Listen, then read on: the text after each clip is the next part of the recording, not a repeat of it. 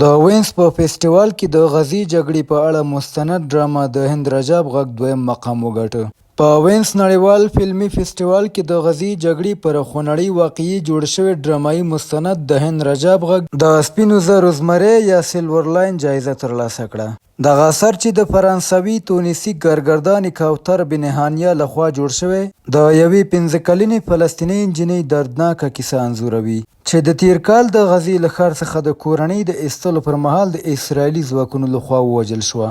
فلم د واقعي غږیزو ریکارډونو پر بنسټ ولاړ دی چیرې چې کوچنی هند د فلسطین د سره هلال ټولنې سره څو ساعته ټلیفوني خبرې کړې وې. په داسې حال کې چې د مرمیو باران شوي موټر کې د خپلې کورنۍ د وژل شویو غړو ترڅنګ ناسته وه. هغې ته ډاډ ورکول کېده خو بالاخره خپله او د ژغورنې لپاره ورغلي دوه امبولانس کارکوونکي هم د اسرائیلي نیوګرو د ډزو ښکار شول. د فلم نندارې پر مهال د 23 دقیقو ولاړې چکچکې د فیسټیوال پر ګډونوالو ژور اغیز وکړ او ډیرو یې د اصلي جایزې د ګټونکي په توګه اټکل کاوه. د جایزې د ترلاسه کولو پر وخت بن هانیه وویل د هند کیسه یوازې د یوې نجلۍ نه ده بلکې د هغه ولس د نسل وژنې کیسه ده چې ورځ تر بلې یې ژوند تالا ترغړ شوی.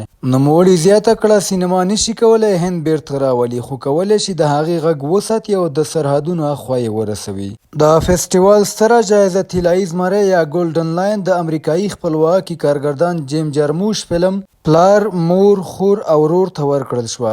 جارموش په ښکاره توګه د اسرائیل د غزې پر محاصرې او بمبارۍ خپل کلک اعتراض څرګند کړ. یو شمېر هنرمندانو د جایزې پر منبر د غزې د وضعیت په اړه خبرې وکړې. سریویلو د هغه فعالانو ستاینه وکړه چې د اسرائیل د محاصرې د ماتولو لپاره په سمندري بیړیو کې سپاره دي او د هندي کارګردان انپور ناروی چې د سانګز اف فارګټن ټریز لپاره د هوریزن څانګې جایزه واخیسته په څرګنده وویل هر ماشوم د سولې او ازادۍ مستحق دی او فلسطین هم استثنا نه دی. د غرض مراکشي کارګردانې مریم توزانی چې د لیدونکو جایزه وګټله په احساساتي وینا کې پوښتنه وکړه تر څو به میندې له خپلو ماشومانو بې برخې کیږي، تر څو به بشریت په دې وحشت کې ورکیږي. د وینز فیسټیوال د نړیوالو جایزو د موسم پیل بلل کیږي او په وروستیو کلونو کې یې ګڼ فلمونه د اسکار نمایندۍ او بریاوې خپلې کړي دي.